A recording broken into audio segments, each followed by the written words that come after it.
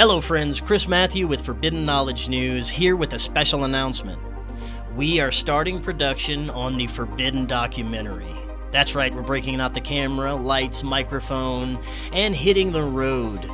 This is going to be much bigger than your average conspiracy doc. It's going to be a conspiracy docu-series. And we're going to take all of you on the road with Forbidden Knowledge News, as well as all your favorite guests that have appeared over the years, authors, researchers, scientists, whistleblowers, contactees, fellow broadcasters, and some of you listening as well. The topics will include paranormal, ufology, historical conspiracies, hidden ancient history, current conspiracies, spirituality, cryptids, and much, much more. We're going to visit sacred and spiritual sites and places of high strangeness, and hopefully visit with as many of you along the way as possible. This project is currently completely self-funded, and we're asking for your help.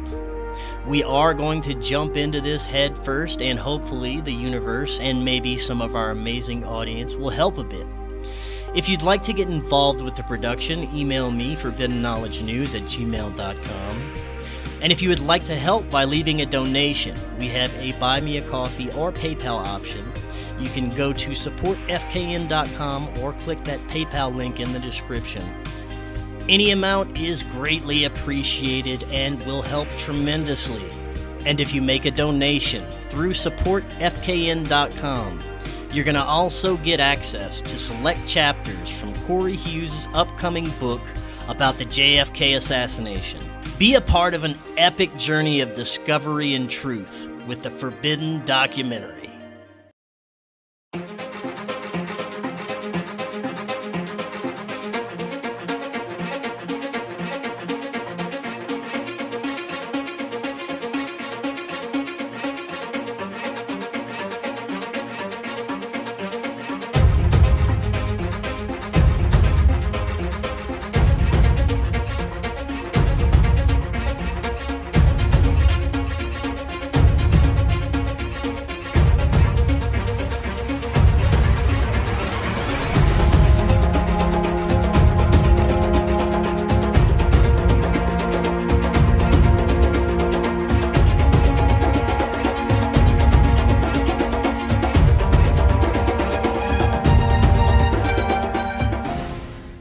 Welcome back to Forbidden Knowledge News. I'm your host, Chris Matthew. Today, my guest is Cory Hughes. First, a couple of announcements. Forbidden Knowledge News, always available on Rokfin, Minds, Odyssey, Rumble, and all podcast platforms. Check us out on Rokfin. That's where you get our premium content and all the free and premium content from every creator on Rokfin. Just go to rokfin.com/FKN+. Check out our website, forbiddenknowledge.news. Also the home of the Forbidden Knowledge Network. You find amazing podcasts from our community there. All those links are in the description, as well as support FKN. That is if you'd like to help out with production of Cory's new book or the new documentary we've got going on. You're going to get fantastic information that's going into Cory's new book. Today I want to welcome back to the show Cory Hughes. He is a researcher, historian, and host of Understanding Propaganda, co-host of Day Zero. Cory, welcome back. How you doing? Excellent, thank you. Yes, man. Last time we looked at the strange world of Oswalds and layers of spycraft and compartmentalized CIA apps. What are we going to get into today? All right, so Oliver Stone has a new documentary out called Through the Looking Glass, JFK Revisited, and it does present some good information, none of it too deep, you know, he barely scratches the surface. However, Oliver Stone is a propagandist. He put out the JFK movie back in 1992. The JFK film, ultimately bankrolled by a guy named Arnon Milchan. Arnon Milchan is acknowledged to be a known Mossad agent who was working in America. He was first responsible for, in the 60s and 70s, for smuggling nuclear triggers out of the country and acquiring parts for the Dimona nuclear reactor in the Negev Desert. And ultimately, I guess he got reassigned to Hollywood, where he went on to bankroll a whole bunch of propaganda films. JFK is no different. JFK was a propaganda film that got people spinning off in a bunch of different directions, and it diverted all attention away from the people who were really responsible for the assassination. So what we're going to do today is we're going to play a couple clips from Oliver Stone's new film, and I'm going to go into detail on how he is propagandizing people with this film, and I'm going to go into the things that he conveniently left out of his film, which basically, I can't think of any other reason why he would leave this stuff out other than to maintain parts of the official narrative. So that's what we're going to do today. We're going to I'm going to demonstrate how Oliver Stone is a propagandist using some of his own clips, and I'm going to present information to show exactly what he left out, which is really the most important stuff. Sweet. So the first... While you're pulling that up, I want to remind everybody in the audience, if you have any questions, pop those in the chat, and we'll get to those as soon as possible. Okay.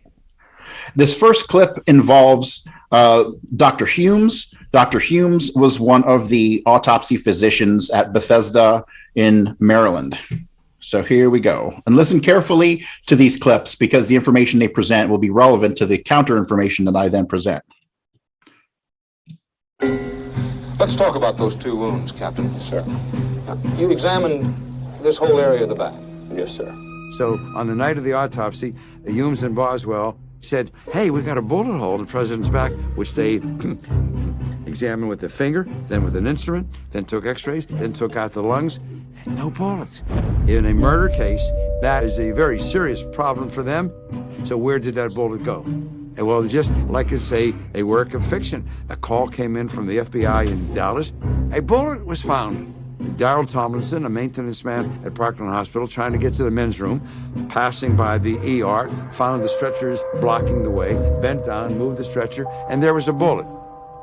How did that bullet get there? Hughes and Boswell came up with this totally absurd conclusion that when the president lay on the stretcher, supine position, and pressure was applied to his chest for cardiopulmonary resuscitation, that pressure applied anteriorly forced a bullet which had gone deeply into the tissues back out through, like a tunnel, in and out, a car in reverse.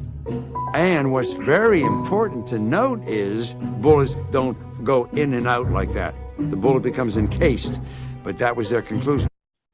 Okay, so the problem with this part of the documentary and with everybody's understanding of Kennedy's wounds is that Kennedy was shot at least twice in the back. This photograph here on the left shows Kennedy's jacket. This is Commission Exhibit 393 and FBI Exhibit C29. This is in the Warren Report. And as you can clearly see, there are two bullet holes in the back of Kennedy's jacket. Okay, there's one about 6 inches down just to the right of his vertebrae, and there's one up by the neck. Now, some people will say that this was because the jacket was folded over, but that's not possible. If the jacket was folded over, we would have 3 visible holes. So once again, Oliver Stone here is leaving out key information, which would basically completely throw the official story out the window. But since he doesn't present it, this is slam dunk evidence. He was shot from behind twice. This is not mentioned anywhere else in any other books or documentaries. But this is the proof right here that he was shot twice in the back. You can clearly see 2 bullet holes as indicated by the red dots. So let me move on to the next clip. The next clip is a little longer. It's about 3 minutes long, and it continues to talk about the magic bullet. Now, you said, wait, hold on. You said that their argument is that it was folded over. How could it have been folded over if he was sitting up in the back of the vehicle like that? Right. Well, when you look at some of the video and photographs of Kennedy before he gets shot, you can see that the back of the jacket is sticking up in the air, right? You can see that there looks like there is some jacket so it being may have pushed been up. Like he sat on it and it went up on the side of the back of the chair there. Right, exactly. But that's not the case. If that was folded over at the time that he was hit, you would have 3 holes. And the hole at the bottom here, it is too far down to have been part of the fold, if there was one. And so this shot up here, this second red dot up at the top is right next to another bullet hole. And nobody's ever addressed this or it tried to explain it. So why would Oliver Stone try to ignore this? Why would he not include this in his documentary unless he was really, trying to maintain the original story of the magic bullet? It just doesn't make any sense. I mean, It really has to make you scratch your head. Man, there's a lot of noodle scratchers in this one. And everything, yes. really, but... All right, so the next video clip I'm going to play is about 3 minutes long, and it continues on the theme of the magic bullet and the guys who found the magic bullet and the chain of custody. CE 399 was the magic bullet, and all government investigations so far have treated that bullet as absolutely foundational to this case. How important is chain of custody in a legal proceeding? Chain of custody basically refers to the integrity of evidence. If I pick up a piece of evidence and I transfer it to somebody else for holding or processing, my name is the first name on this list. The second person who touches this and takes possession of it is next. And if you don't do that, there's no way to prove that the evidence you collected on day 1 is the same one you get on day 25 when you go to court. Can you walk us through the magic bullet's chain of custody from the Parkland employees to the Secret Service to the FBI? Well, the magic bullet was supposedly found on a stretcher at Parkland Hospital and went through several hands before it got to the Secret Service. Richard Johnson was the first Secret Service agent to handle it, and he carried it back to Washington, D.C. When he got back to Washington, D.C., he gave it to the chief of the Secret Service, who was James Rowley. And at the White House, James Rowley gave it to Elmer Lee Todd, and Todd then took it to the FBI lab and gave it to Robert Frazier. At 7:30 at night, this is the day of the assassination, November 22nd, 1963, a bullet appears in the record, and it's signed for by Robert Frazier, who is the main investigator at the FBI lab. And it's not just one document. There are multiple documents that indicate that Frazier signed for a bullet at 7:30 that night. Now, here's where things get interesting. Elmer Lee Todd received the bullet at the White House from Chief of the Secret Service, James Rowley. And Todd documents very clearly in writing that he got this bullet at 8:50 p.m. How is that possible? How can Robert Frazier receive the bullet in the lab at 7:30 from Elmer Lee Todd when Todd didn't get the bullet until 8:50? You would think that they would have handled it, like it would have been gold going to the bank. There it is in the record. Someone is lying about when they got the bullet. It gets worse, though. Todd initialed that bullet, the one that he got at 8:50. And everyone else who touched the bullet after that initialed it too, including Robert Frazier. I went to the archives to look at this bullet, and specifically what we want to know is, do we see Todd's initials on this bullet? He said he initialed the bullet. It is not there. Todd's initials are not on the magic bullet. I was very interested in finding out what the review board would show us about this. So we began scouring their evidence, and we found out something very interesting. We found out that the Warren report had from an FBI a report saying that the guys that found the bullet later identified that as the bullet they'd seen. The internal record didn't show that at all. The internal record said this bullet didn't look like that bullet at all. But the FBI had reported to the Warren Commission that it did. It lied. We then talked to the FBI agent that was supposed to have carried that bullet around. His name was Bardwell Odom. I got Bardwell Odom on the phone. I sent him the documents that said that he had done this. He said, I never had that bullet. I never showed any bullet to anyone. If I'd had the bullet, there'd be a 302. I would have filed a report, particularly in that era. Everybody was very uptight about getting everything right. So we scoured for 302 reports. His name appears nowhere in the record. This is just something that the FBI invented. It's conceivable that some mysterious bullet showed up from who knows where. Todd did not initial it, and it ended up in the FBI lab as the magic bullet. One can only surmise that somewhere in the FBI, they realized they had to close the loop on Oswald's guilt, and so they just switched it out. Because none of the four people, either the guys at Parkland or the two Secret Service agents, could identify the bullet. The guy who is supposed to have gotten confirmation that they did identify the bullet said he never did it, and the record supports that. So there's good reason to be very suspicious about the magic bullet.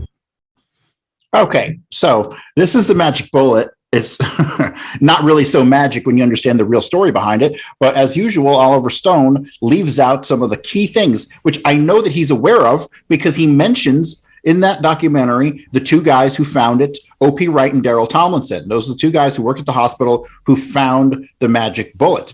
I just caught something as we were watching that clip. They showed a document that they showed the first couple lines from, and then they skipped to the bottom couple lines and they left out the middle section. That middle section basically shows that the bullet was not found on Connolly's stretcher. It wasn't found on JFK's stretcher. It was found on a random stretcher in the hospital basement, which Stone, if he had that document and he presented the document in his documentary, why didn't he mention that middle section, right? Once again, big questions about why Oliver Stone is leaving things out of his documentary. So when you go to the real story of the magic bullet, what you'll find is Daryl Tomlinson is the guy who found the bullet. He moved a stretcher and the bullet came out and he turns it over to Mr. O.P. Wright, who was personnel director. All right. So both of these guys are approached by the FBI years later. In 1967, they're approached by the FBI. They're shown pictures of the magic bullet, and they want them to confirm that that's the bullet they found on the stretcher. Well, neither man would confirm that that's the bullet. Both men described the bullet as having been a pointed tip bullet, as shown in this picture here. This kind of bullet comes from an Enfield 303. It is a 303 round, 30 caliber, and that becomes extremely important. Because later on, they go to Buell Frazier's house to arrest him. And when they arrest him, they find an Enfield 303 rifle and 303 ammunition. Okay. I believe they were setting Buell Frazier up as a second patsy. So Oliver Stone conveniently left this out, and he mentioned the people by name, but he doesn't mention, this is from Josiah Thompson's book, 6 Seconds in Dallas. And this is in the public record, right? This is out there. And I just don't buy for a second that none of Oliver Stone's dozen or so researchers on the film actually could find it. So this is just more evidence that Oliver Stone is not presenting to you the whole story. Well, I mean, I always wonder, why would they just let him and blab about all this stuff? Just, allow him to make these movies in our mainstream Hollywood culture. It doesn't make sense that they'd let him just come out with this information if indeed this conspiracy is what we think it is, Absolutely. And so to me, it's kind of like Alex Jones, right? So Alex Jones puts out all kinds of really good information, right? The information Alex Jones puts out is solid for the most part. And I think how it works is they are allowed to put out anything they want as long as they deflect from who is really behind this, right? Alex Jones will get you spinning in circles. He'll put out good information, but then who does he blame? It's always the globalists, right? He never, ever goes deeper than that. And I think that's the whole point. And that is how controlled opposition works.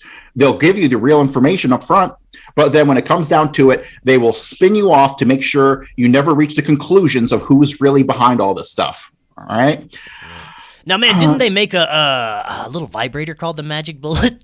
Yeah, like I think they did. I think Kennedy would be proud of that, right? So here's a fascinating document. This is a letter to Mr. Clyde Tolson, who is J. Edgar Hoover's boyfriend. And at the time, he was the number 2 guy in the FBI, right? So this is fascinating. It says, I talked to SAC Shanklin in Dallas. He said arrangements have been made with Carswell Air Force Base to fly one of our agents to Washington with the rifle that was recovered by the police, together with the fragments of the bullet taken from Governor Conley and the cartridge cases. I told SAC Shanklin that Secret Service had one of the bullets that struck President Kennedy, and the other is lodged behind the president's ear. And we are making arrangements to get both of these. Okay, so there was another bullet lodged behind the president's ear that was removed at Parkland. Okay, so this is just more evidence. This document is in the public record. It's not hard to find. I don't know why Stone wouldn't include this in his film either.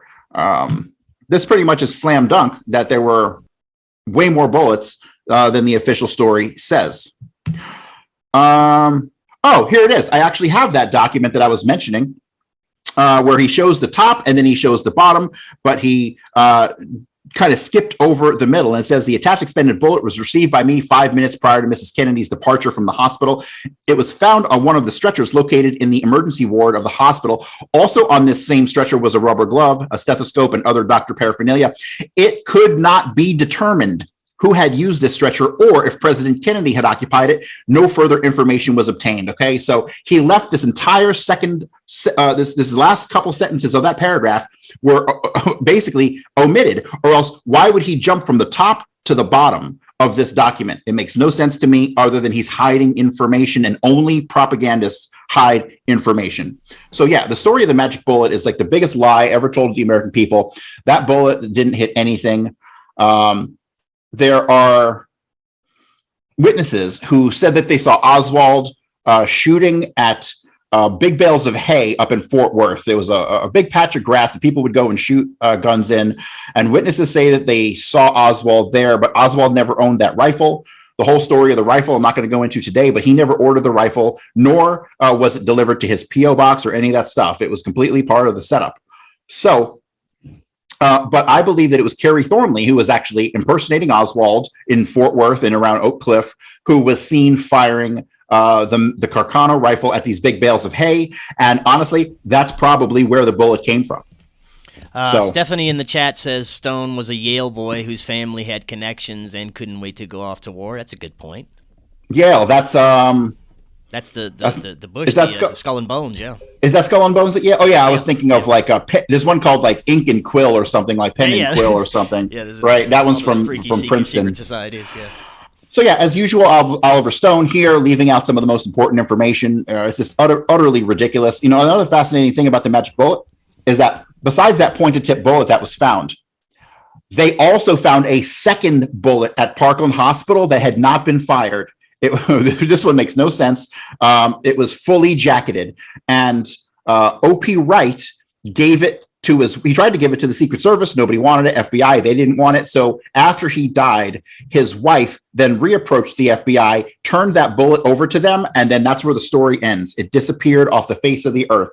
But why they would plant another bullet that's fully jacketed, I still can't figure out. Jack Valente planted the magic bullet. I mean, it's obvious to me because Jack Valente shoots Kennedy from the knoll. He escapes in the Secret Service car. And where does the Secret Service car go? It goes right to Parkland. And part of his story that he kind of stuck to over the years was that he went down into the basement of Parkland Hospital, where he was then found by Clifton Carter, who was one of LBJ's men, and then they left to go to the airport, right? So Jack Valente planted the magic bullet. He admits being in the basement when he shouldn't have been in the basement.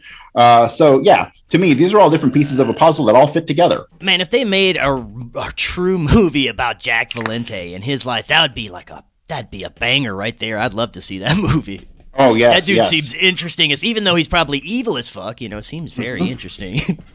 Yeah, the problem is I know for fact that there is a huge cache of documents on Valente under his aliases that is not attributed to Jack Valente, just the various aliases. I'm pretty sure he used the CIA code name of Rosani or possibly Rosanoff because he has some dealings with a guy named QJ Wynn, really Jean-Pierre Lafitte. And both Jack Valente and Jean-Pierre Lafitte use the alias of Pierre. So I have a document indicating that there's interaction between Valente. I'm assuming, I need to do more research on it, but I'm assuming between Valente and QJ Wynn. And the introduction was made by Santos Trafficante, the mob boss in Tampa, because ultimately the Valente family, their mob background falls under Trafficante in Tampa, which goes back to one of Valente's relatives named Andrea Valente, who was a participant in the assassination of Mayor Anton Cermak in Miami in 1933. So yeah, so there's a whole lot more to Valente than anyone's ever led to believe. And if I can crack his aliases that in the CIA, then I should be able to uncover that whole cache of documents, and then maybe we can make that movie on Valente. Of course, we're going to get sued out of existence, but hey, it'll be worth it. So, yeah. All right, well, let's move on to the next clip. The next clip is this one. Well, let me play the clip and then I'll comment.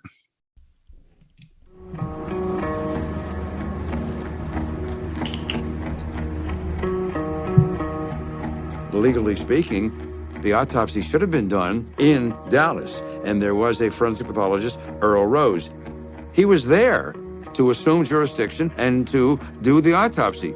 He was pushed up against the wall and threatened, hands on guns, a lot of expletives and so on. He followed them out the driveway, and they took the body illegally out of Dallas in violation of the laws in the state of Texas. After Air Force One left Dallas for Washington, two of the key doctors who had tried to save Kennedy's life at Parkland Hospital held a press conference. They were Dr. Malcolm Perry and Dr. Kemp Clark. What were the two major points of evidence revealed by Kemp Clark and Malcolm Perry at the press conference? Dr. Perry performed the tracheotomy to help Kennedy breathe. And at a press conference right after the failed resuscitation efforts in Dallas, he was asked, he said, well, where was the bullet? And he said the bullet looked like it was coming at him. He had an entrance wound in the throat. Kemp Clark was the head of neurosurgery at Parkland. He said that the president had a gaping wound in the occipital parietal area. That's, the right rear of the head. And so the description he gave of that was entirely consistent with an exit wound.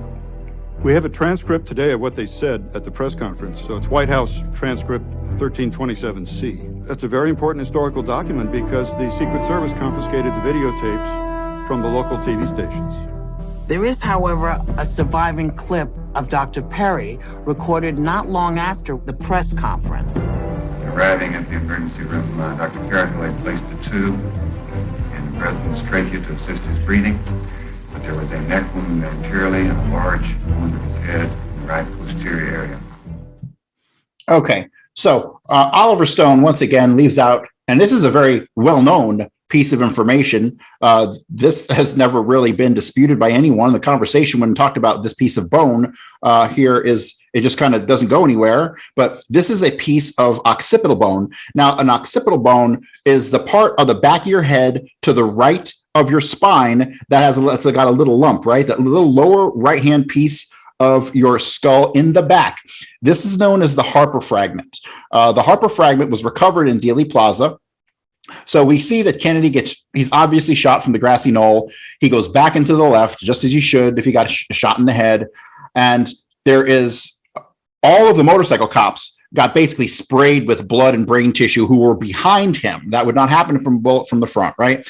But this piece flew off of the car, and then a guy named Harper picked it up and turned it over to the FBI or Secret Service, whoever who was in Dealey Plaza at that time. So basically, the Harper fragment came from right there. It's a piece of occipital bone, which would probably it's probably the largest piece that shot out, because the other pieces were probably small and just got, shot everywhere. They're probably stuck on some of the cops' clothing and this and that. But yeah, that's that is the Harper fragment.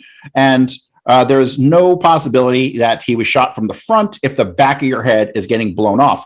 But this is well known. This is even in some of the propaganda films. Like, this is not, nobody has to dig too deep to find out about the Harper fragment.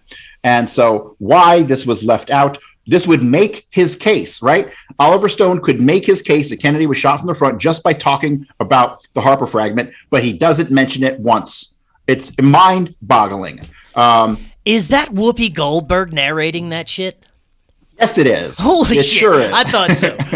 Okay. I just wanted to make sure. I thought that voice was a little recognizable.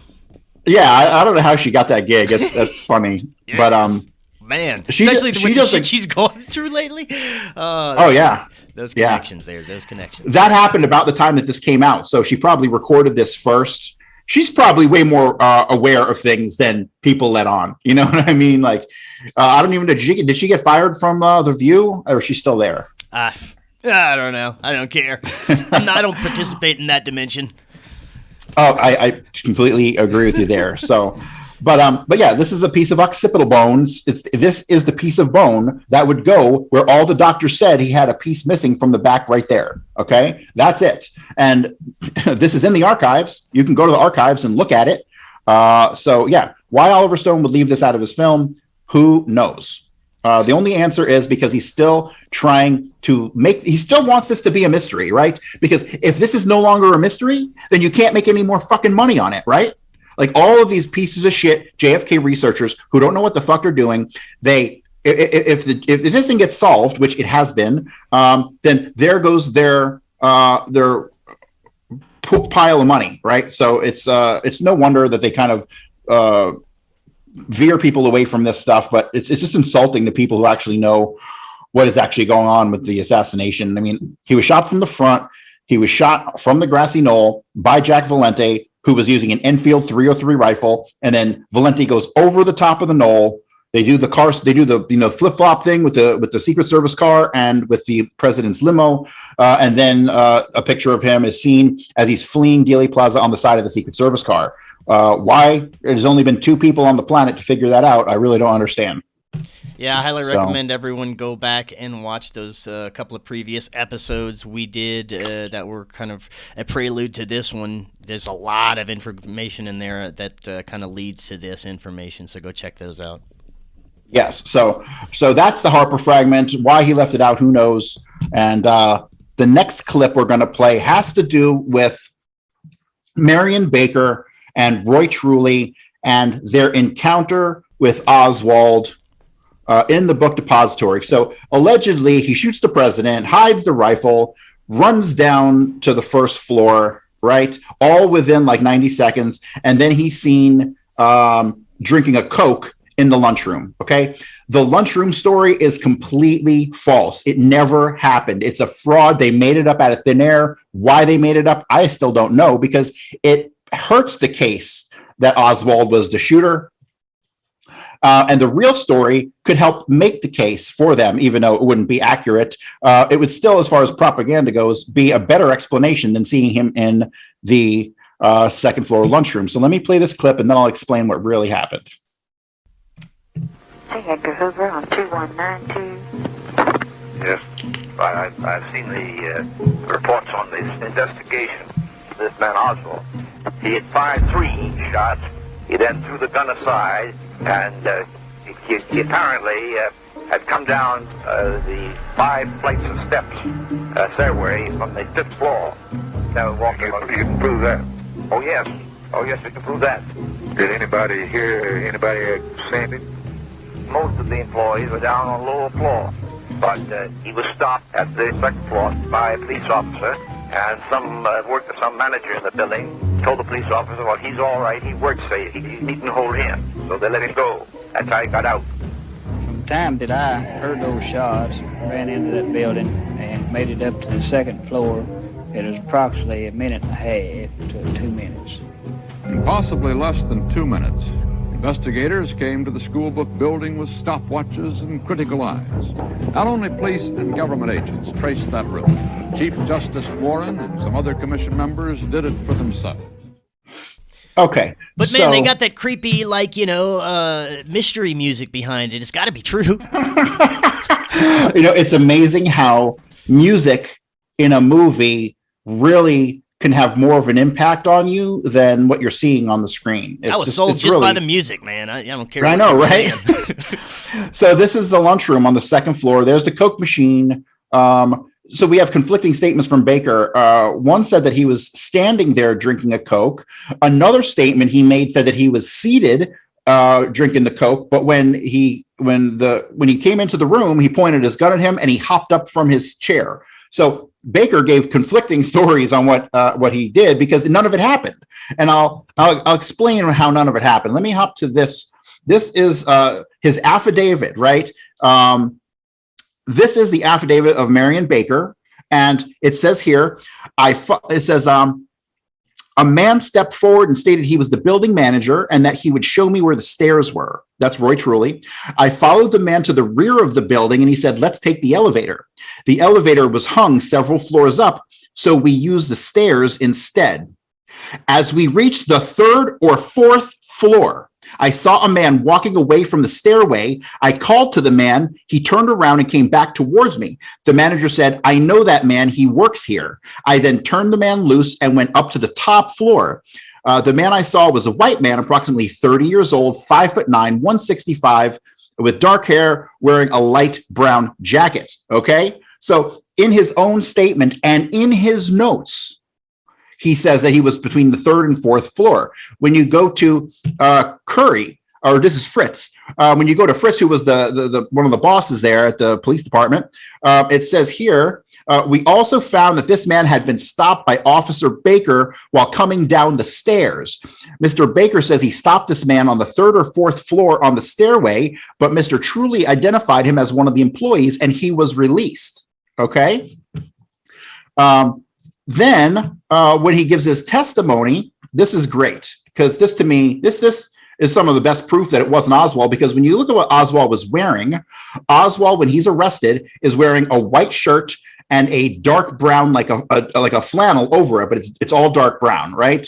But here, this is what Baker says. He says, at that particular time, I was looking at his face. It seemed to me like he had a light brown jacket on and maybe some kind of white looking shirt.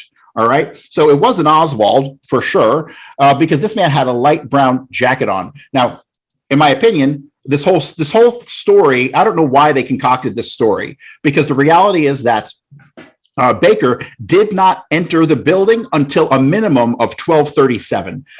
The official story says that he had run in, like he said in the video, between 90 seconds and 2 minutes, runs in and he bumps into the man on the 2nd floor. So he was obviously coached in what to say afterwards, right? But that could not have happened then, because you have a guy named Robert McNeil, who was a reporter who was inside the book depository on the ground floor, and he made a phone call from there at 12:36 to his news desk in New York, and he said that no police had entered the building prior to him being there, right? Said nobody was in there until he left. He didn't see any cops in the building, all right? So the reason then I think that the story was put off, really, I think that this incident happened closer to 12:37 or 12:38. And the reason for that is because of this. This is the Willis 10 photo. This happened almost immediately after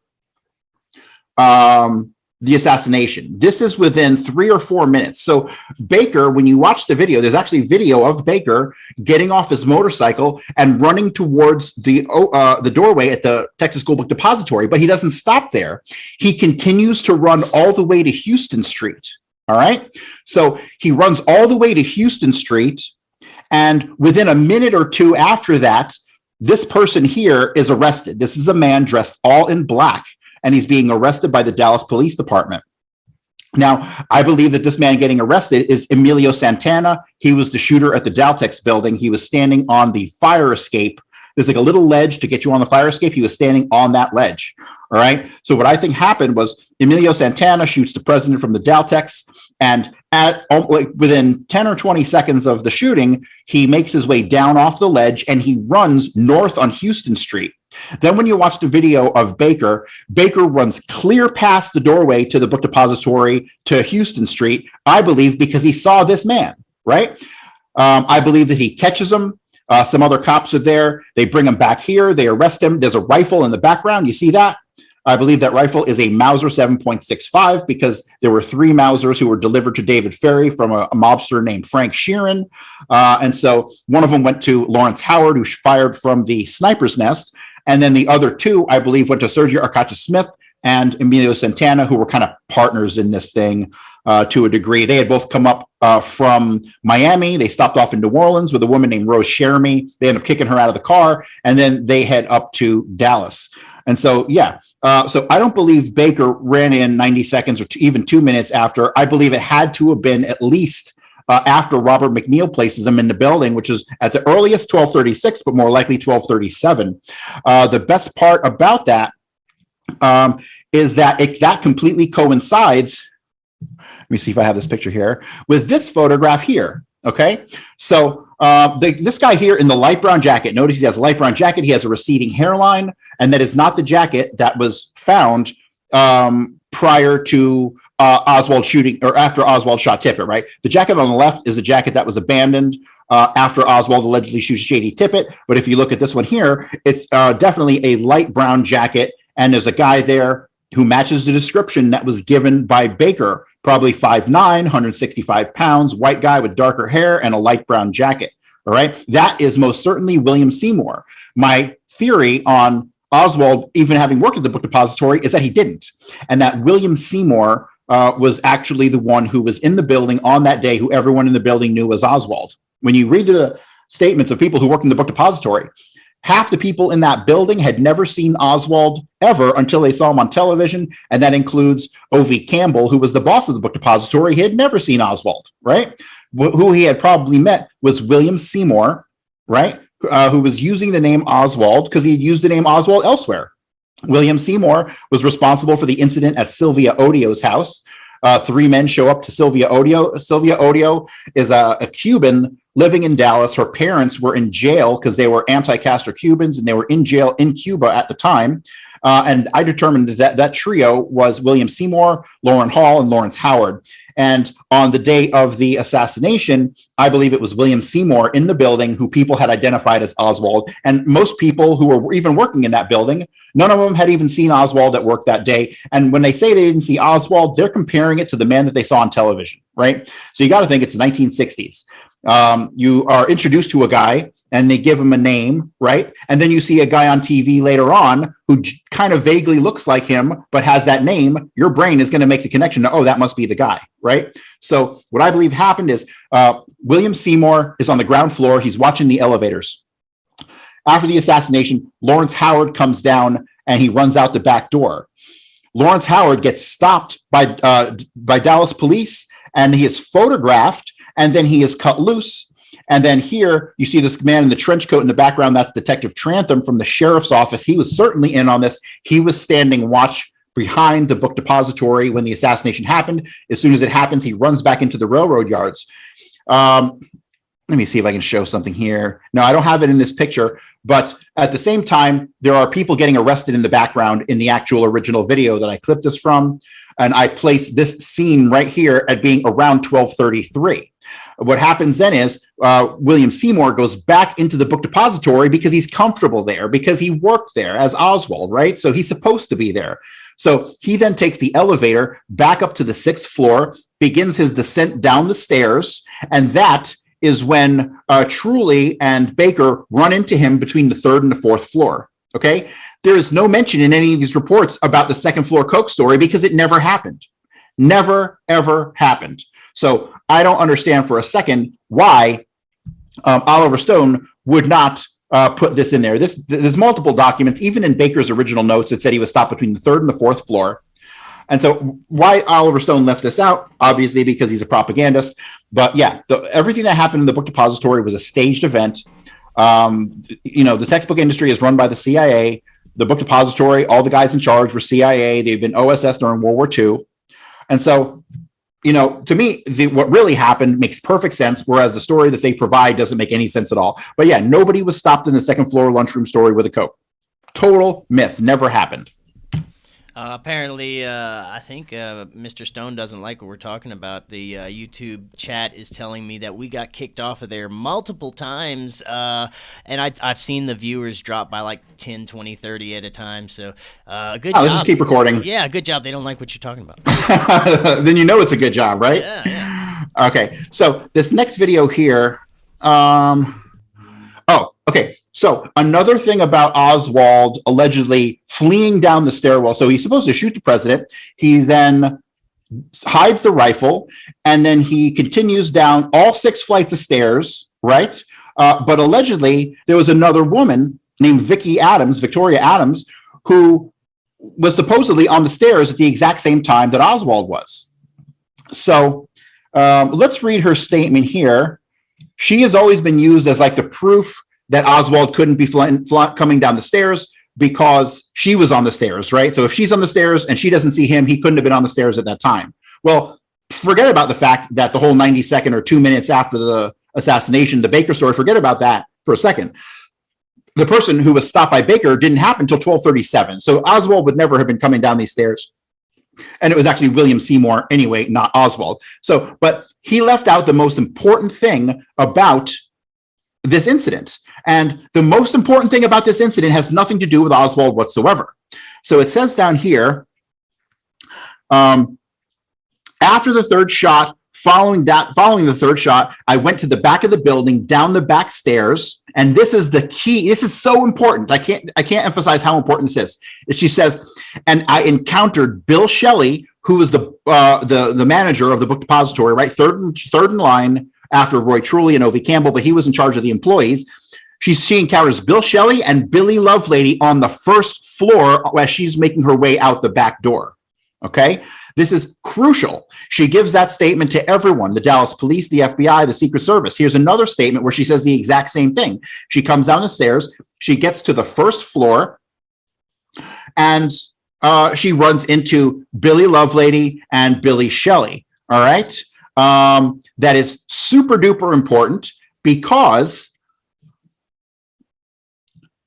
that would indicate that Billy Shelley was by the electric panel as she was coming down the stairs. So she comes out of this door right here, right? And she's going to exit to the right to go out the loading dock, but she sees Billy Shelley right here. So why is this important? This is important because at 12:29 p.m., the power to the elevators in the building goes out, right? Somebody killed the power to the building at 12:29. Why would they kill the power? Because they had the elevators planted on the 5th floor and the 6th floor, and they could not risk the shooters not being able to get out of the building. So he kills the power, so the elevators are locked at the 5th and 6th floors, so nobody can just happen to go up and push the button. Thank God he did, because Victoria Adams, before she goes down the stairs, she tries the elevator first. The elevator wasn't working, so she runs down the stairs. So thank God Billy Shelley had killed the power, because that gave the assassins on the 5th floor and on the 6th floor. One of them escaped through the 5th floor, but I'm not going to get into that today. But they needed those elevators on the 5th and 6th floor so that the shooters could escape from the building. Now, when she sees Billy Shelley after the assassination, probably within 30 to 45 seconds or maybe a minute tops after the shooting happens, Billy Shelley runs back in and he flips the power back onto the building. Okay, so the series of events is Bill Shelley kills the power to the building. The assassination happens. Vicki Adams runs down the stairs because she couldn't catch the elevator. As she gets here, she sees William Shelley and Billy Lovelady. And well, if you'll notice this document, it says top secret, right? This thing was banned. This thing didn't come out until like the 80s. This statement did not come out until like the 1980s. And whenever something disappears for 20, 30 years, you know it has something significant in it. And in nowhere in any book or any video or any documentary does it ever mention that Bill Shelley and Bill Lovelady were there. So he runs back in. He turns the power back onto the building. She's already run out the back door. All right. It's at this time that the assassins on the 5th and the 6th floor, there were no shooters on the 5th floor. The 5th floor assassin was actually on the roof, and he just escaped down the fire escape into the 5th floor and took the elevator. And they did that because they couldn't wait for him to get off the roof into the 6th floor and then take the elevator. So they left the 5th floor elevator there for him so he could go down the fire escape to the 5th floor inside the building. And then he ends up coming down the elevator, Sergio Arcacha-Smith, with a guy named Jack Doherty, who was CIA, who obviously he worked in the book depository. So this is Sergio Arcacha-Smith. He was also as he comes out of the elevator, he runs out the back door and boom, he is stopped by Dallas police or Dallas sheriff. And we know this because the picture on the left was photographed of him as he was in custody. He couldn't have been in custody that long. The story goes that he yelled something in Spanish and they cut him loose because he didn't speak English. Does that make sense? No, not at all. But that's Lawrence Howard on the left. This is a clear picture of Lawrence Howard on the right. And I love this picture on the left. This picture is super, super hard to find. I've only ever found it in 2 sources. One, some bullshit website that happened to have it, but it's also in a book that I have. I forget what it's called, but it was by Penn Jones from way back in the day, like the late 1960s or early 70s. So yeah, we have a picture of one of the guys fleeing out the back of the building. It is clearly Lawrence Howard, the guy on the right. Okay, so all of this is left out of Stone's film. When you go and you look at the statements of William Shelley, he never mentions being on the first floor ever. Read the statements of Billy Lovelady. He never mentions being on the first floor either. And so it was not Oswald who was in the Alton's photo. You know, people argue over whether or not Oswald was in the doorway, right? So Oswald was not in the doorway in that picture. It was clearly Billy Lovelady. And here's another thing. This whole incident was clearly covered up. This is from Warren Commission testimony. And so I'm going to read this because it's really important. Mr. Bellin, you are looking now at a first floor planner diagram of the Texas School Book Depository, and you've pointed to a position where you encountered Bill Lovelady and Mr. Bill Shelley. That's correct. It would be slightly east of the front of the east elevator and probably as far south as the length of the elevator. Is that correct? Yes, sir. And he says, I have a document here called Commission's Exhibit 496, which includes a diagram of the first floor. There is a number 7 and a circle on it, and I have pointed to a place marked number 7 on the diagram. Is that correct? And she says that is approximate. And Mr. Bellin says, between the time you got off the stairs and the commission and the time you got to this point, when you say you encountered them, which was somewhat to the south and a little bit to the east of the front elevator, did you see any other employees there? And she says, no, sir. He called this document that he had Commission's Exhibit 496. So I went to pull Commission's Exhibit 496, and guess what? It's not the diagram. It's Oswald's application to the school book depository is now 496, but Oswald's application is also duplicated in the exhibits under a different commission number. So whenever you see Oswald's application referred to, it's referred to as the other exhibit number. When commission document 496 was the diagram indicating that Bill Shelley and Bill Lovelady were on the first floor. That document disappeared off the face of the earth. It doesn't exist anymore, but you can tell there was a cover up because the Commission's Exhibit 496 is now Oswald's application, not the diagram. So it was an intent to cover that up. And why would they cover it up? And it all goes back to Billy Shelley being responsible for killing the power to the building and then turning it back on, which slam dunk, Bill Shelley was in on this. I mean, that's the conclusion that one must draw. So, let me see. I got a question in the chat if you want to take it real quick. Yeah. I got something from Iron Heel. It's a question about the limo, I believe. When did it become 6 in a car versus 4? The vehicle is a stretch with a driver as well. And that mean anything to you? No, it's always 6. It has the front row of seats, it has the middle row of seats, and then it has the rear row of seats, which are elevated about 6 inches. So, yeah, I've never seen it referred to as having 4 seats. Right on. So yeah, that whole incident to me is super important because the Texas School Book Depository was a CIA front. William Shelley and all the guys who worked there were they were definitely OSS. And you know, the CIA needs people to do menial jobs, right? Like pack textbooks that they print to send to schools. And so that's where these guys come in, right? These guys are not super duper spies, but even the CIA needs people to mop the floor, right? And so that's what happened there. All right, so the next clip, and it'll be the final clip that I have, talks about the Fair Play for Cuba Committee. All right, so how Oswald was a communist. Dang communist. During the 1975 Church Committee investigation of U.S. intelligence activities, committee member Richard Schweiker remarked about Oswald that everywhere you looked with him, there are fingerprints of intelligence. Many people said he was a forthright, upstanding American as a young person, and yet later depicted him as a Castro-loving, Cuban-loving, Russian-loving person.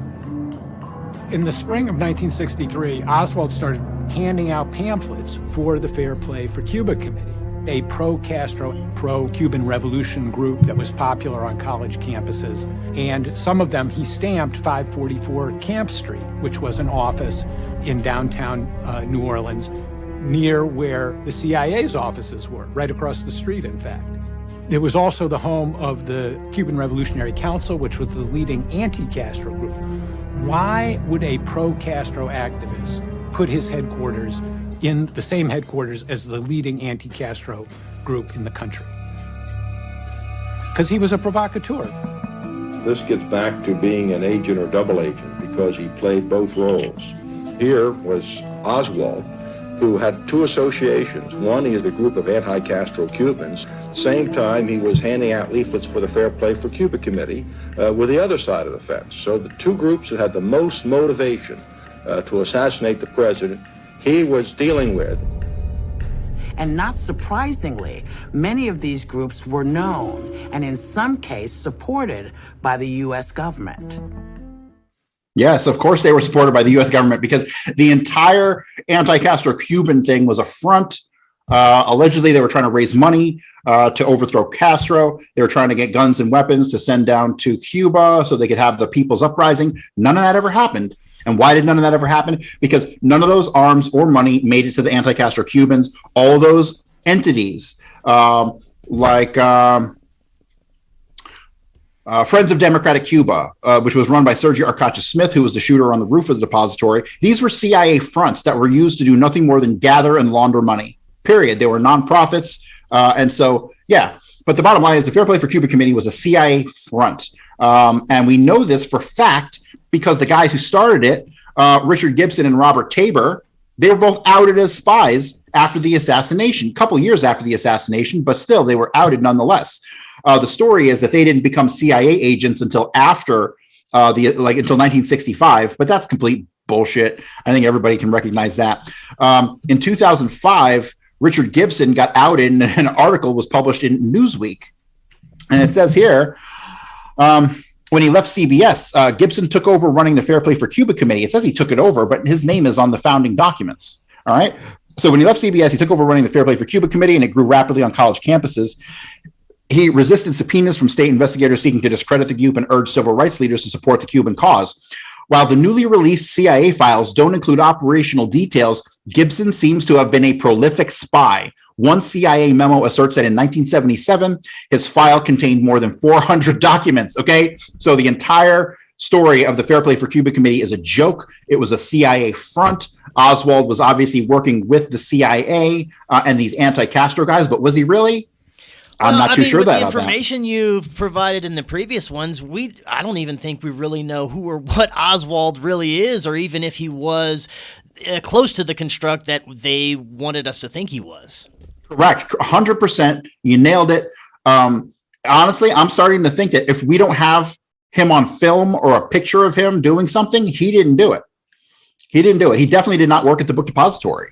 No chance. You're not going to let your patsy wander around the fucking building while you're setting him up for the assassination. I mean, it's just so ridiculous that people have never. No, I'm the first person on planet Earth to come to this conclusion, and I get laughed at for it by JFK researchers, but they're just so fucking narrow-minded. They don't understand tradecraft or spycraft, or that every person who interacted with Oswald was CIA, right? And then when you look at how he got the job at the book depository, it went through Linnie Mae Randall, who was Buell Frazier's sister. Buell Frazier had been seen driving Oswald to the rifle range, but like I said in previous presentations, it was William Seymour at the rifle range. It certainly was not Oswald at the rifle range. So you have this like den of spies in the book depository. And so, yeah, you're not going to let him wander the fucking building at will while you're funneling assassins in and out of the building attempting to set him up. It's just not going to happen, right? Then when you look into like Robert Tabor was definitely outed as CIA sometime in the 1970s. I have a news article that actually mentions that. But when you go into his background, I mean, the guy wrote a book on guerrilla warfare. I mean, come on, he's supposed to be just a reporter for CBS. It's entirely ridiculous. And then this is one of the more recent discoveries that I've made, thanks to Harold Weisberg. And this is in regards to the flyers that he was seen handing out on the street corner. Okay. So I'm going to read this quote because basically Jones Printing is where those flyers were printed. And Harold Weisberg realized that Garrison never followed up on this lead. So he went and talked to Jones himself. And he says, there were about 100 pictures, many mugshots of men from coast to coast, most having no connection of any kind with the assassination or its investigations. Without any reluctance, Jones looked at all those pictures. From them, he selected 4, all of them the same man who looked a little different in some and radically different in one. In it, he had a full and luxurious beard. Jones was firm in his identification in picking that one man and in rejecting all others, including several of Oswald, one of which was the New Orleans mugshot of his August 1963 arrest there. I thanked Jones. I did not tell him whose picture he had selected and insisted were pictures of the man who picked the Oswald handbill print job up.